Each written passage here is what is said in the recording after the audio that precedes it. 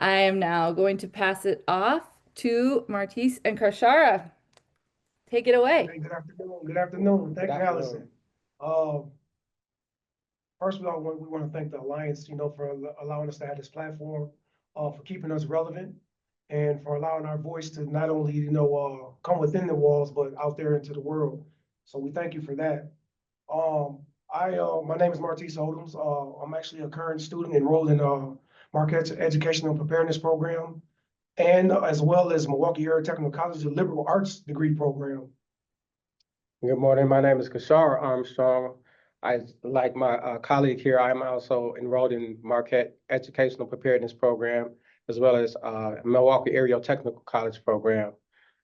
We both have taken quite a few classes over the past, 4 years here throughout Racine Correctional Institution and various different college programs.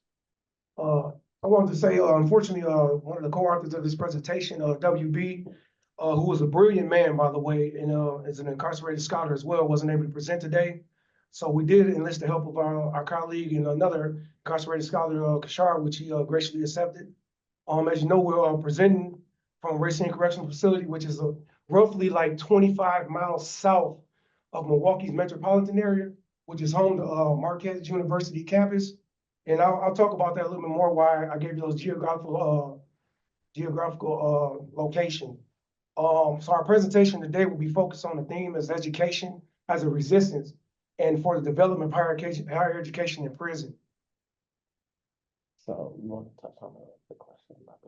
Sure. So before we get too far into it, being that the theme of education as a resistance, and being that, at this particular point in our life, we're older guys who have experienced incarceration, we feel like it's incumbent upon us to share what we've learned. So there was a question yesterday posed by one of the juvenile viewers, and that question set on our hearts, and our colleagues this morning addressed it, and we would like to kind of follow up. And so one of the questions was, how do you deal with conflict or conflict resolution? And so being in this environment is really, really tough, right? And so we all understand that. And a lot of us come into this environment damaged emotionally, psychologically, and a lot of times physically. And in turn, what we usually do is we project that anger and that hurt on people around us. And so being able to navigate this space, especially at a young, fragile age where your emotions are still developing, is a tough thing to do for an adult, let alone a younger person. And so one of the things that we would say to any of the younger viewers that's watching, that's in this particular situation, I would say the best thing that you can do at this point in your life is to invest in yourself and disinvest into the culture or the idea of what it means to be in prison, meaning being involved in all those negative things or having that macho bravado or that idea of attaching your manhood to this level of aggressiveness that puts us in a situation where we only damage ourselves later on in the future. And so I would suggest that, take some time out as much as possible to really begin reflecting on who you are as an individual and what you want to be and what you risk losing and damaging and perpetuating that idea of what it means to be a young male in this environment. As well as, like, to piggyback off what Karshara was saying, is that a lot of times people take on those connotations where, you give yourself these titles. And so you start saying, well, I'm a convict, I'm an inmate, I'm this and I'm that. And so when you take on those connotations, you also take on that behavior. You also take on the way they talk, the way they walk, the way they look. And so when you start saying, well, how about I take education? How about I become a doctor? Your behavior starts to change, your thoughts start to change, your perspective starts to change. And so when you invest in yourself in education in that matter, you begin to change and walk in a different path. And so that's another thing that you can do, is invest in yourself in higher education or higher education, period. And don't attach yourself to those connotations that are negative. That's what we want to share with those the little younger brothers, that younger people that are in this situation.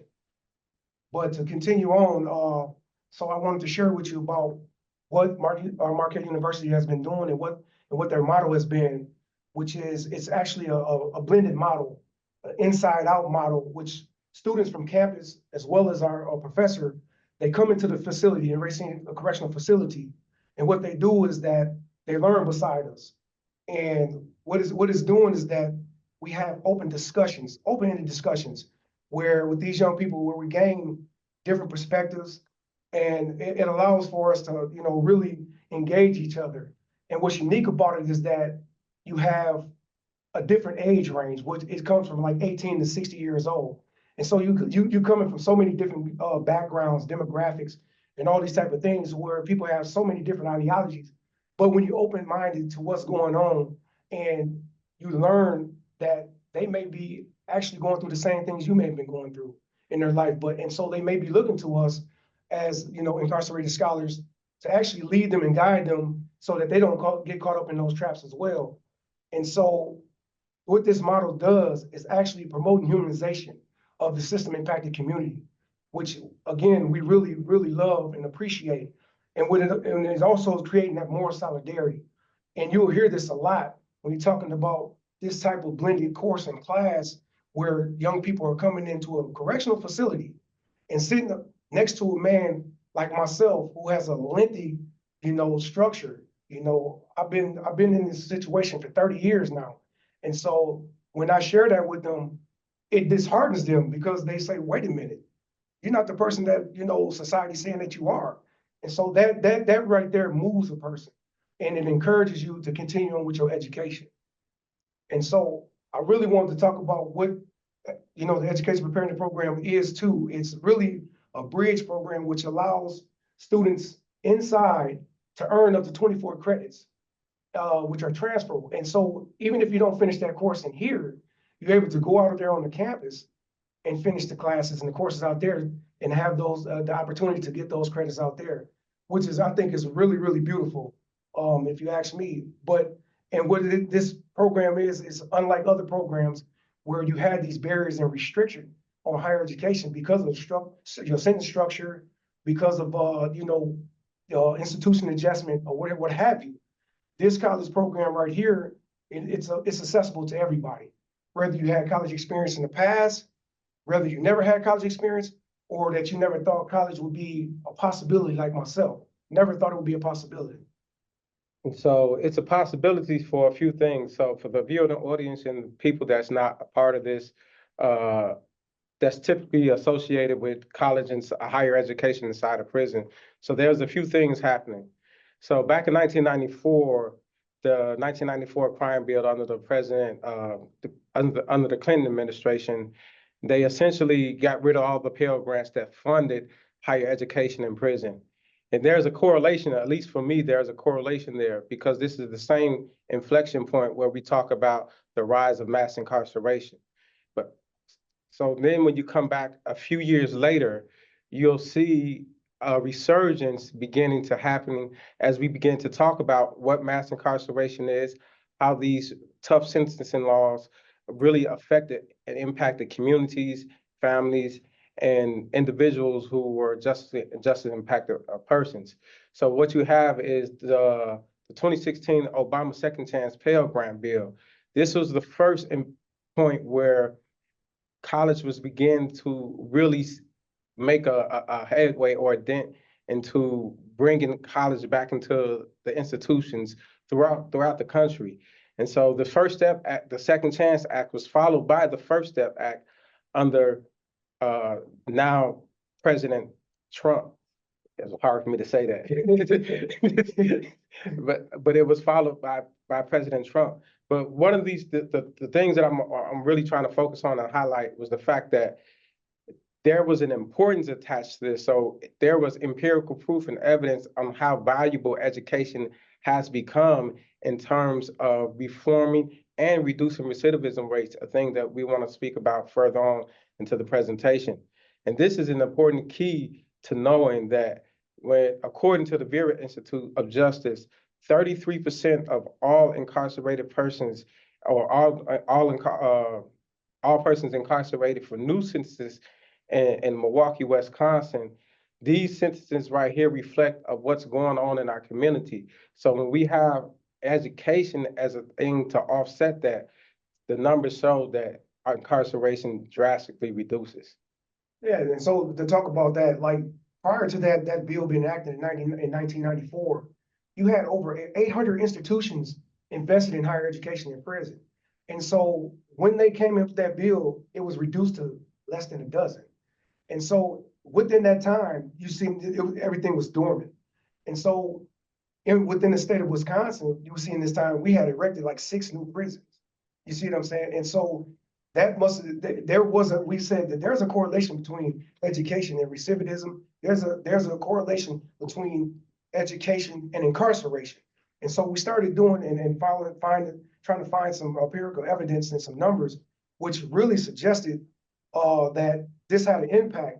And so we looked to other states and see what they were doing as far as their educational reforms and all these things. And so we looked to like Virginia, we looked to New Jersey, we looked to San Quentin, and all these other, and even Pelican Bay.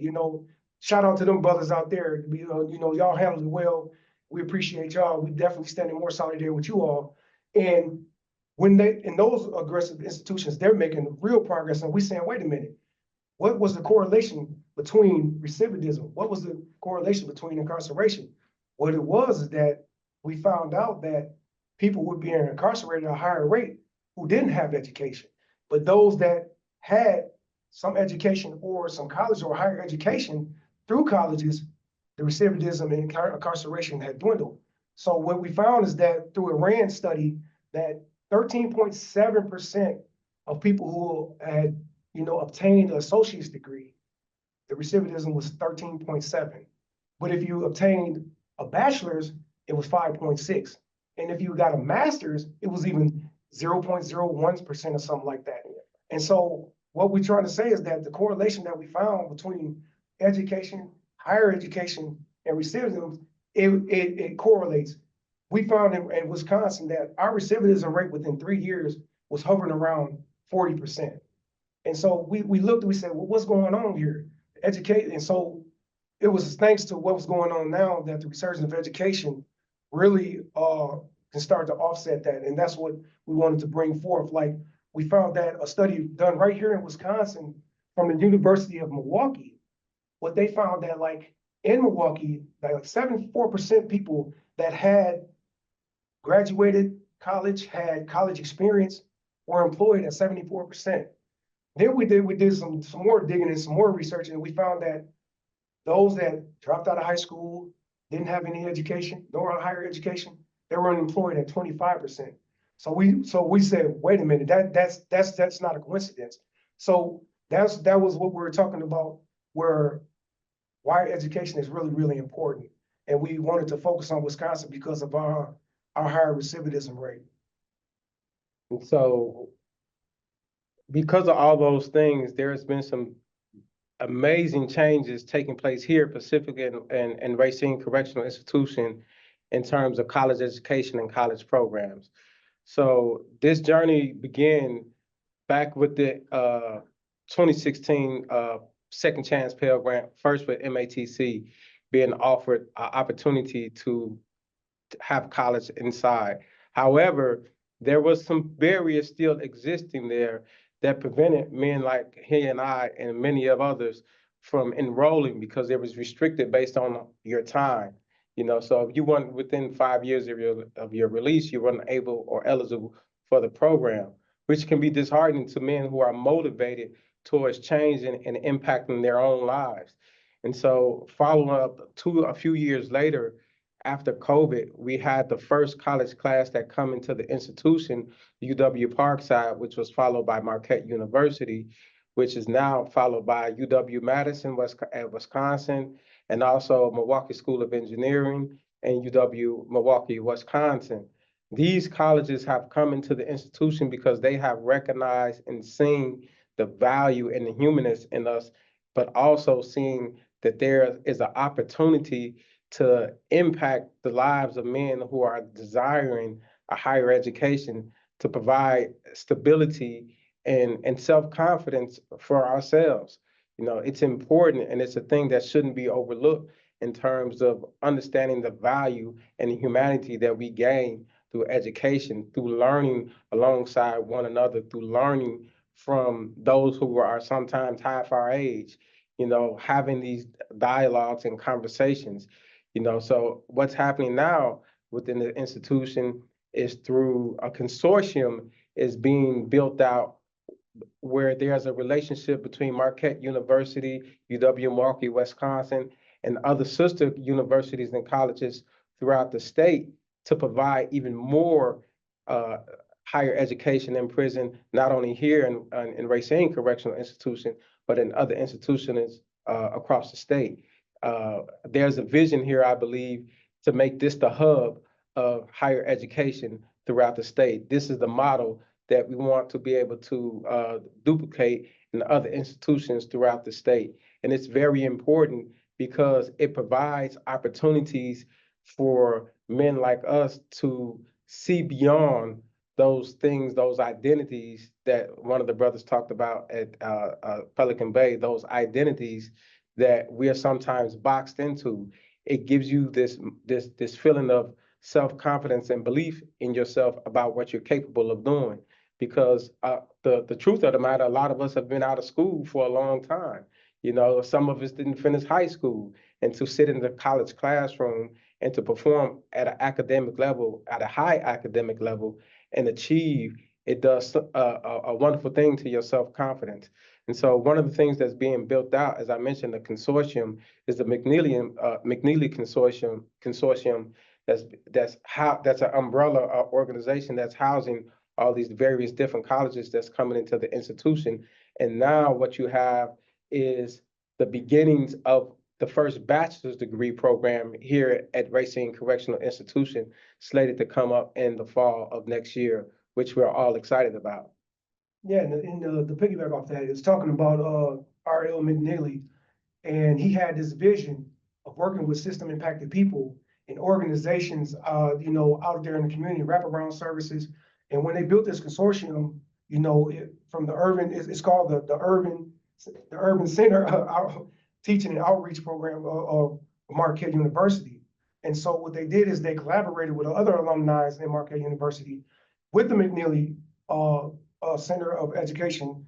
And they said, well, what can we do to bring about solidarity, that more solidarity with those in the system impacted people. And so what's unique is that they're not just talking that talk, they're walking that walk. And so when Marquette came in here and did what they did, that was my first time being introduced to college on a level of that nature, because when my journey first started, and we're talking about in 1995, my journey first started, they told me, why would you want education when you have all this time? And so I had to write everybody that would listen. I even wrote the warden when I was in the max. And he told me, you to write this department, but I wanted them to know my name. I wanted them to hear me loud and clear, that I wanted to educate myself. And so my persistence had paid off. Unfortunately, you have those setbacks when you're young and you're still trying to find your way through the system. And so I end up going to a Supermax. And within that Supermax, I end up getting my HSCD in the hole, in segregation.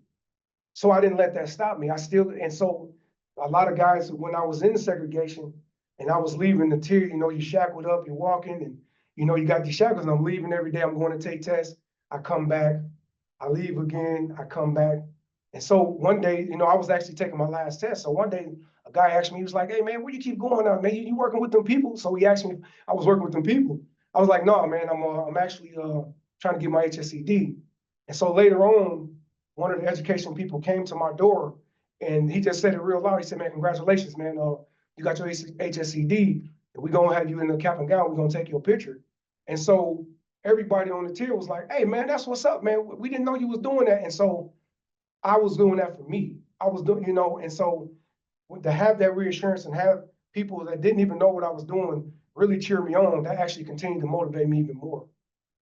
And so my journey was slightly similar, where early on, I recognized that I needed to do something different and drastically different from what I had been doing that would lead up to my incarceration.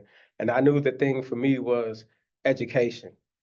I knew I needed to go to school, and I knew that that was going to be the point or the stepping stone towards where I am today. If I had not made that conscious decision and that conscious effort to go to school and invest in school, I wouldn't be here. And that was something that I took very seriously. And everybody around me always knew that, hey, Karshara is in there studying for this and he's studying for that, and because it was important to me because I knew that a lot of changes needed to be made in my life, and education was the platform for me. And so there's two things happening at one time. You have to unlearn old habits and old beliefs, and you have to start to relearn these new things and relearn yourself in this new light.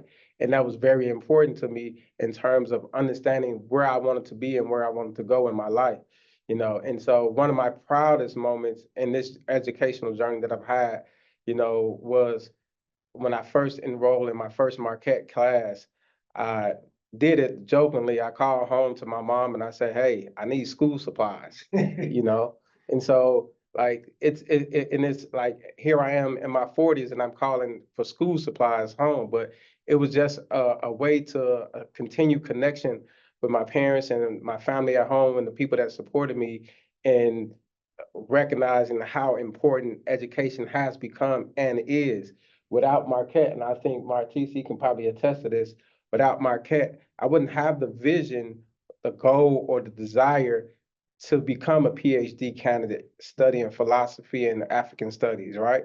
Because it was not something that I thought that was really attainable or feasible for somebody like me in my position.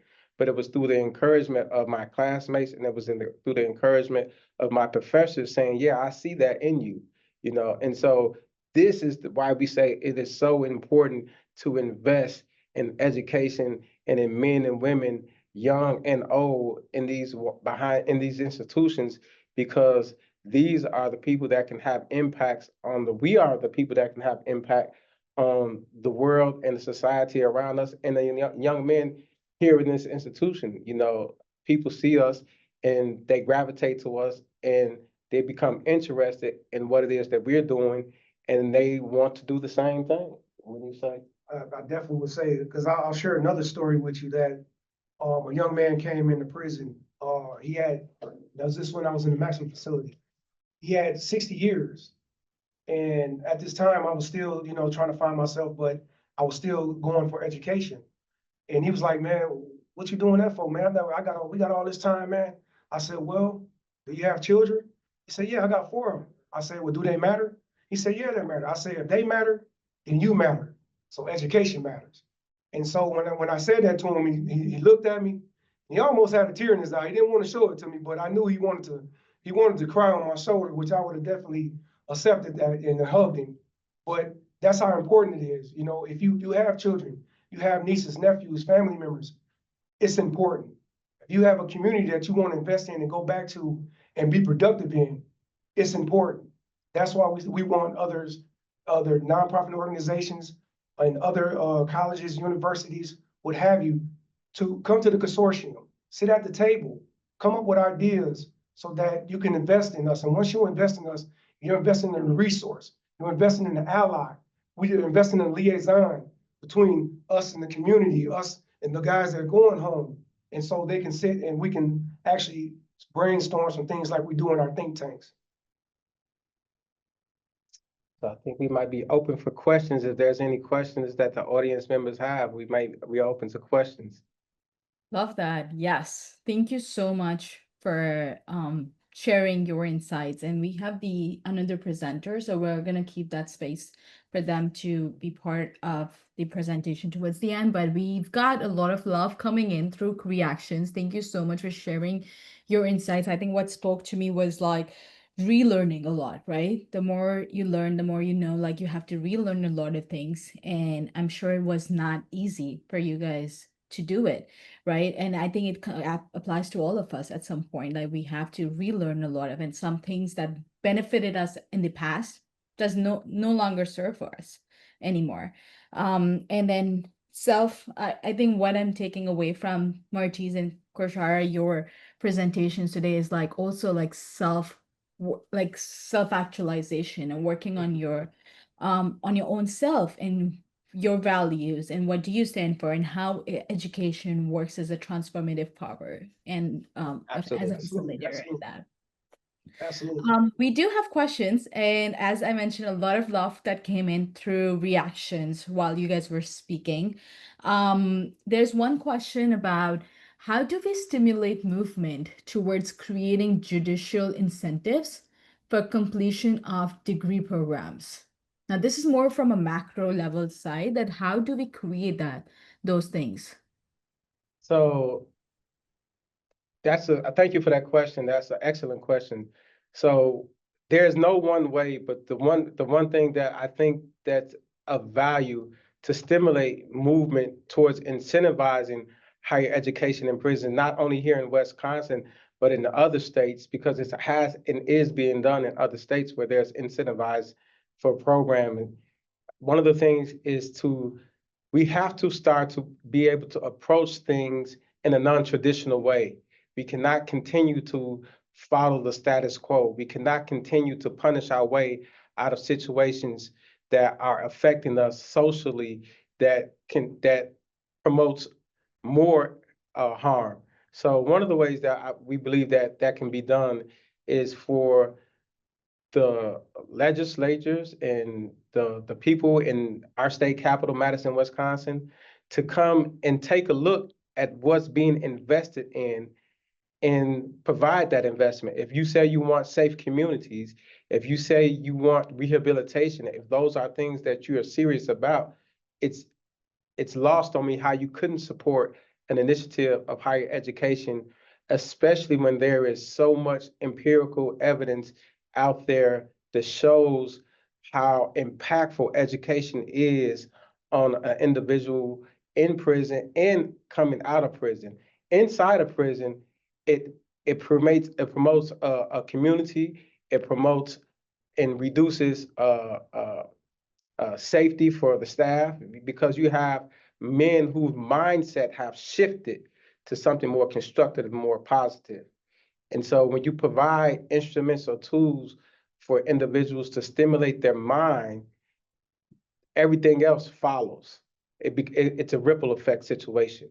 And so we would say for the legislators and judges to invest in this environment by coming here and looking and seeing what's being done, watching this and seeing who we are today and not who I was 30 years ago. Yeah, yeah. And it starts from grassroots level and like leading up to a macro level change. And Exactly. it's all connected in that way. And I wonder, like, what are some of the lessons that you've learned looking at programming in Wisconsin that would apply to national higher education and prison programming? What the McNeely project did or program has done is they sat at the table. They had this consortium where they sat at the table and they started brainstorming. And what came out of that brainstorm is like, how do we affect change? How do we effectively do this change? And they said, well, more solidarity, not giving up on people, which is a book that we read in one of our philosophy classes, where it talks about against moral abandonment. And so when you can morally see what another person is going through from his situation or his location, then you're able to identify those struggles that they may have endured. And so once you come to that table and you're able to talk and you're able to gain perspective and look at the other side, then you're able to have that heart and embrace it and say, well, you know what? I think we need to change the retributive ideology and say, look, let's do something that promotes this to where people can be productive, people can be included, people can have purpose. And so I think that's what we have to do. Mm-hmm. Yeah, definitely. I think it also gives like a very holistic picture of how we need to approach higher education in prison programming, and supporting what the needs are, because every person is in different and based on the circumstances and how they've been, like what led them to be there and what are the needs in general. So this is great. Thank you for answering that. We have lots of questions, so I'm gonna keep them coming. What types of courses slash programs would you like to see offered that are currently not available through the Your Education Consortium? Are there any programs and courses that you feel like should be offered and they're not available right now? So that's the thing with Marquette University. They're always offering something new. You know, I think last semester or the semester before, we had our ethics class that was rooted in philosophy. Yeah. You know, and so there's a ongoing Rolodex, if I can say, of different classes that's offered per semester. Some classes are consistent.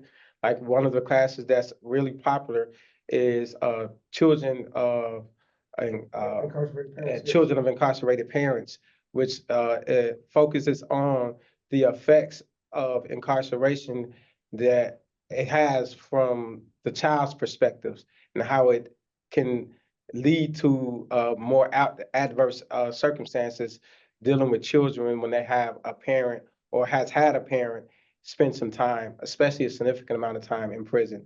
Uh, I, I, I, I hate to be the person to answer that question because there's so many interests Right.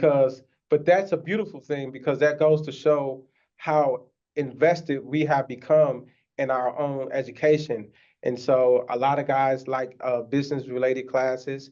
We've had something similar to that with Dr. Barbouche. And so some guys would like, you know, history based classes. You know, I think it would definitely be good to have a class that's rooted in the understanding of indigenous history in this country. You know, I think that would be another important class as it speaks to our indigenous population and the indigenous people in Mexico, you know, to provide something from them as well so that they can continue learning their history alongside us, and we learn their history as well.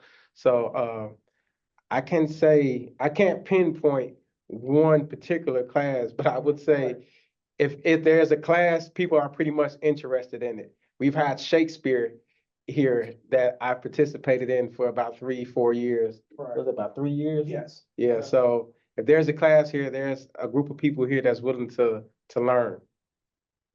I think that speaks to a lot of like in this field we need to be responsive to the needs of the people that we are working with, right? It's a collaborative effort. It's not about like what do what do I think or what does someone else think. It's about like how can we collaborate together and really respond to the needs of the individuals, right? And they may all have different choices and preferences, and based on like the job is like really to make that accessible.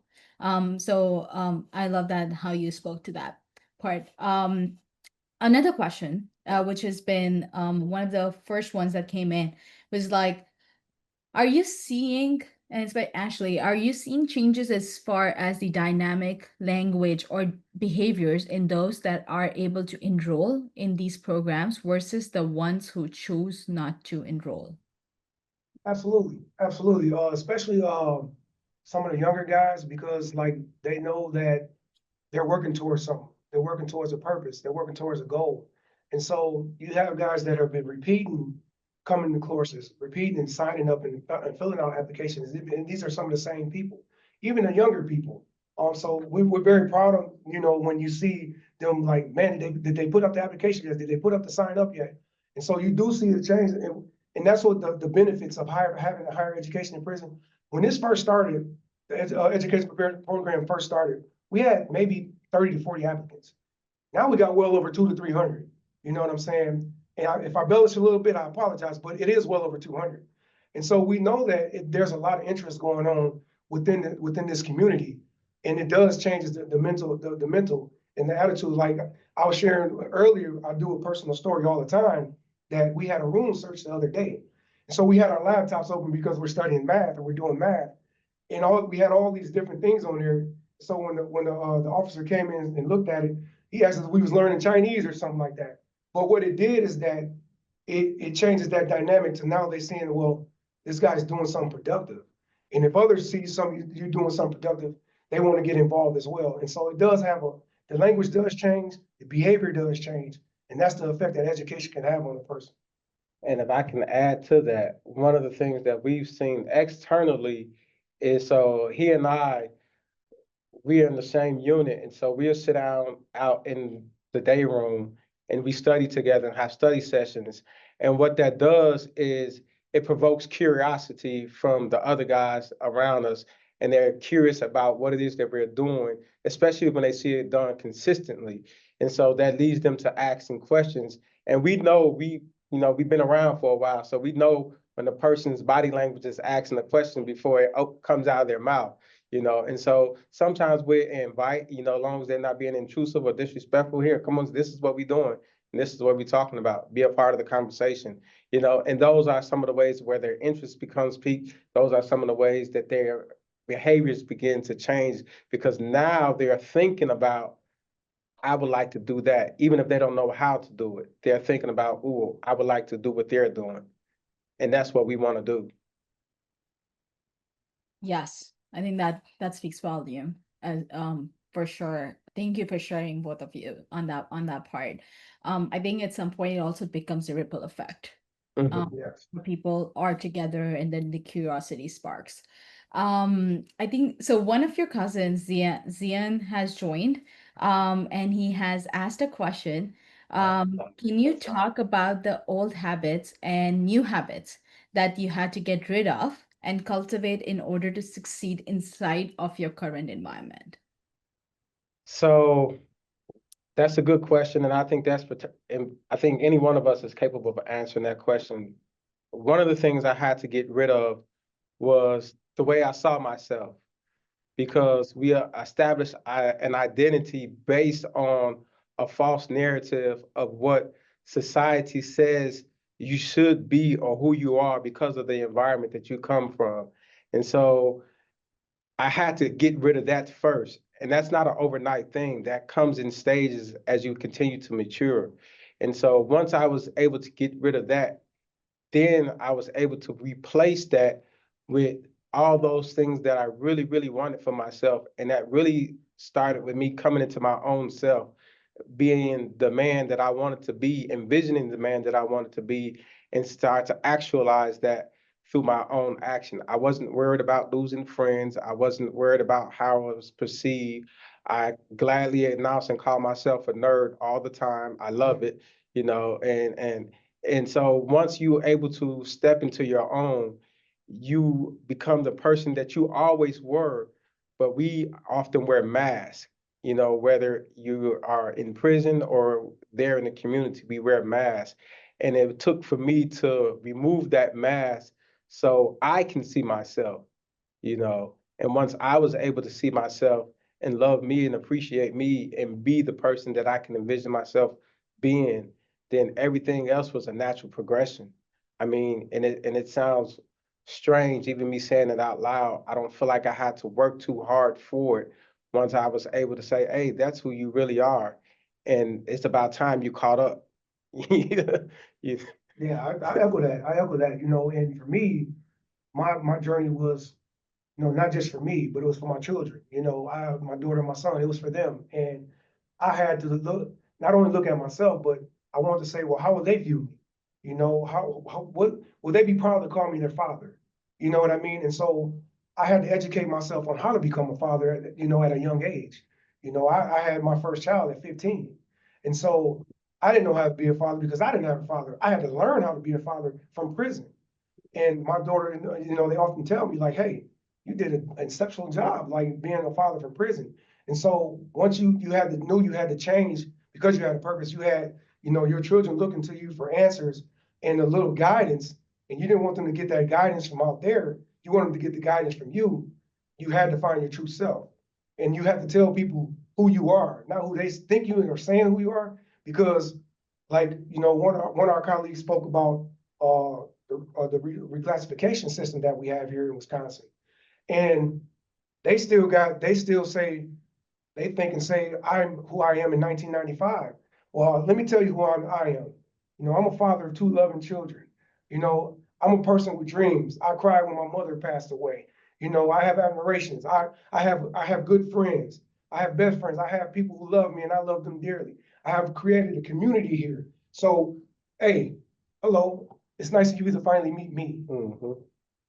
I love that. I think while you guys were speaking, I remembered a quote that I read in a book years ago, 10, 12 years ago. It's by Carl Jung, and it says, "The world will ask you who you are, and if you do not know, the world will tell you." Mhm. And it speaks like so much to me personally still, is like knowing yourself and like being okay with who you are, and like accepting that part and then working towards who you want to be. I think that's something that you guys spoke and alluded to, and it's great.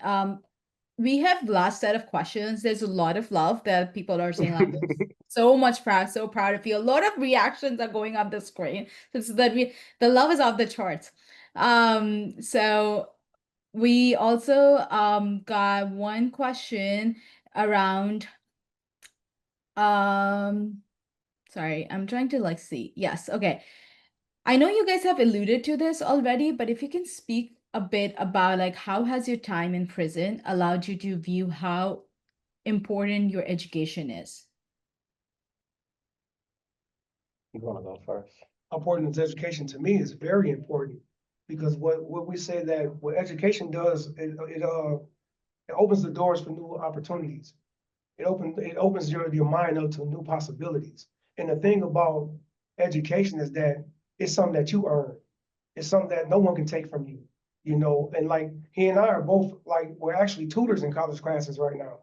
I never seen myself as a tutor. One that can tutor anybody, let alone learn something myself.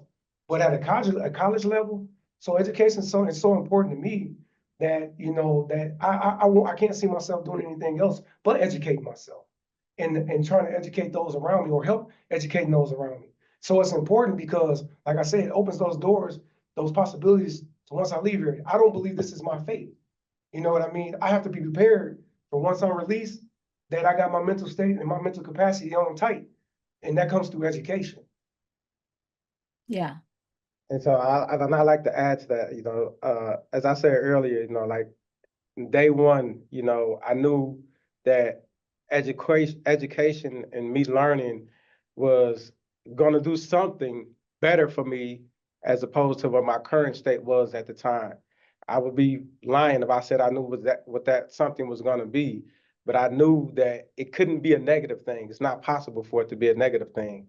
And so education has become so important and so valuable in my life. Like that is the thing that I am meant to do, not only learn, but help and anyone else in any way that I can learn and teach them as much as I possibly can. As I said earlier, one of my goals is my academic goals is to one day earn my PhD. I've never would have had that goal without the investment in the education, without my commitment to education.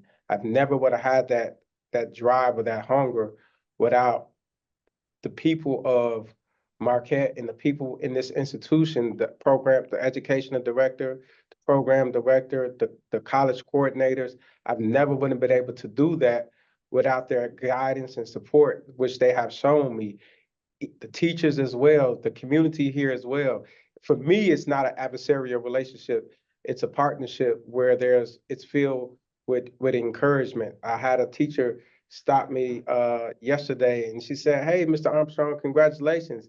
I said, "Thank you. I don't know what I did though."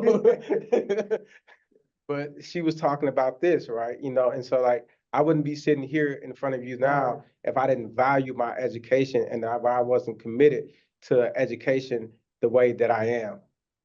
And advocating for more, people to invest in higher education in prison. But it's like all the research that we've come across, and it's mirroring each other. Every dollar that you invest in higher education in prison, you save $4 to $5 on recidivism. I'm not a mathematician, but if you can do that math, you know what I mean? You can do that math, then I'm quite sure you would rather invest in higher education to continue to build and build and build, when our state is already, Wisconsin state is already spending over $1.1 billion, on incarceration. So we have to figure this out. We have to radically change our attitude and radically change the way we approach this situation. And you mean to tell me, and it's hard for me to accept that you don't have 1% or 2% of that kind of budget to invest in higher education to support these programs and develop these programs throughout the state where we know that it's been impactful and influential and transformative, not only on our lives, you know, but on our classmates and our fellow Marquette students when they tell us, I changed my career because of this class that we had together. I was gonna do this. That seems less important now. This is more important over here. That's transformational. Yeah, yeah, for sure. Well, if I could go on, I would have gazillion questions that I want to ask you guys, but we're gonna end with like one last question. Um, there again, I just want to mention there's so much love. I know I keep saying it as soon as I ask another question, but I just want to reinforce that. Um, your daughter Ashley also gave you a shout out, so I just wanted to put it out there as well. Thank you. Last question is that how I think the question, yeah, how invested are you? And it's for both of you. How invested are you if given the opportunity to change someone else's opinion on education? Like someone who may not value it or might not be in the same place like as you guys are in viewing how important a pivotal education is. The question really alludes to like if given the chance, would you work on like changing like the mindset or influencing that in some way? Yeah, I think we do that in increments around here all the time unofficially because and I understand that question because you have to be in a place where you're ready to receive the thing that somebody is offering you. And you have to be in a mental place to be able to maintain that. And so one of the things that we do is we don't forcibly or aggressively say, you need to do this, you need to do that. But we try as much as we possibly can to lead by example because we recognize that there is always somebody watching us. And so it's important for us to demonstrate through our own actions and behavior. And through that really passive way, I think we are helping. And now each individual, depending on our connection and our relationship, we can probably be more direct, which I am known to be sometimes a lot more direct. Hey, you need to get your life together.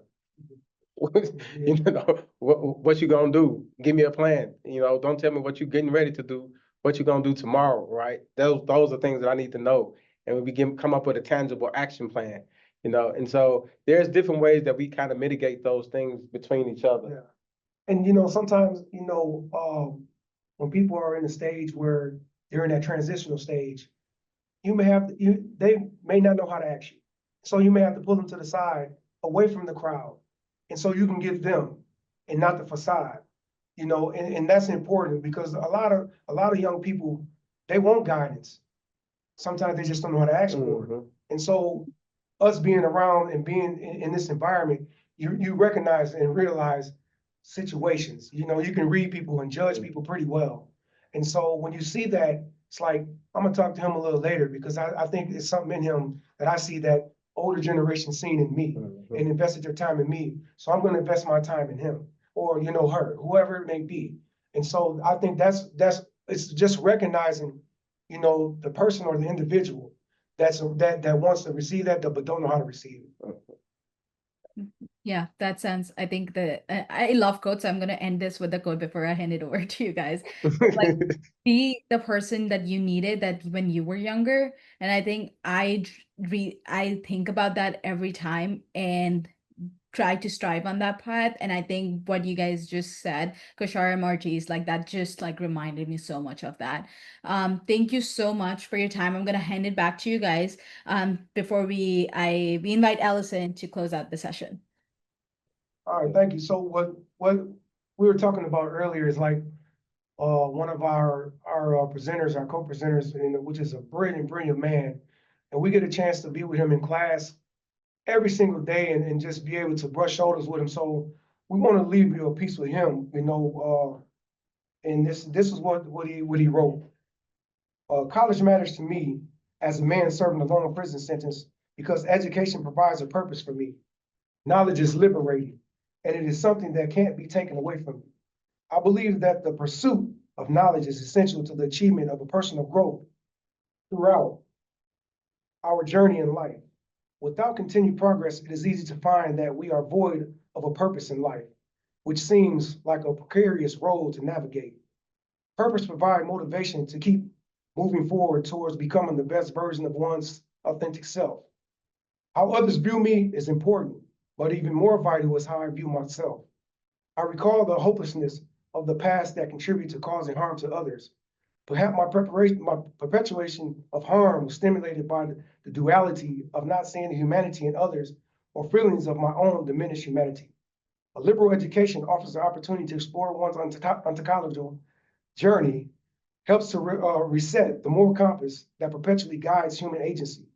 One's personal pursuit of education can be the catalyst that inspires our children's, families, and those who interact with on a daily basis. A prison sentence shouldn't be a reason to justify denying a human the opportunity to educate themselves, nor should be a deterrent to the individual. A common term behind the walls is doing dead time. Prison officials and incarcerated persons use the term to convey that retribution is the sole purpose of a prison sentence. As incarcerated individuals, we must not conform to these negative connotations that imply that a criminal conviction deems a human to be irredeemable and of no value to society. Doing dead time has the potential to deprive one of being fully human, which in my opinion, in of itself constitutes a crime against humanity. Being human requires us to transcend our personal superficial preconceptions in favor of what is best for the greater good. Conceptualizing our individual approach on how to do time entails subjectivity. However, any idea related to this matter should consider humanistic principles, morals, and values. My participation in higher education has inspired me to seek to raise the awareness of the transformative power of humanity.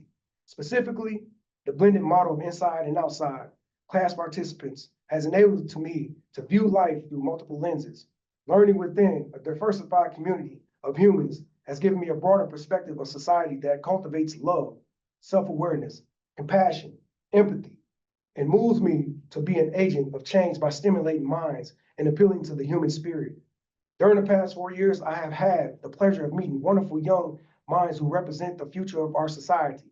They give me hope that our country will move past the current phenomenon of mass incarceration and in its strictly punitive nature. I have also had the privilege to meet some wonderful human beings who just happen to be college professors at Marquette University.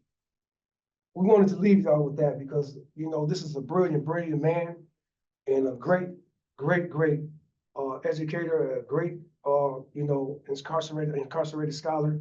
And we love him dearly. We wish he would have been able to present, but we wanted to leave you a piece of him. And to add to that, one of his favorite philosophers, at least I think that's his favorite philosopher, Paulo Freire, a Brazilian philosopher, who wrote The Pedagogy of the Oppressed. And one of the quotes that he asks us to leave with you all is to thinking about how we approach education.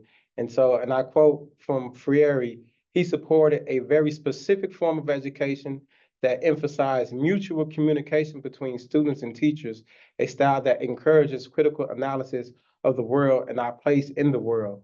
And that is what we are doing here.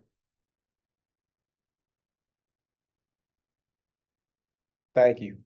Appreciate you all. Austin, over to you. Thank you so much for that wonderful presentation. We appreciate you so much. That was excellent.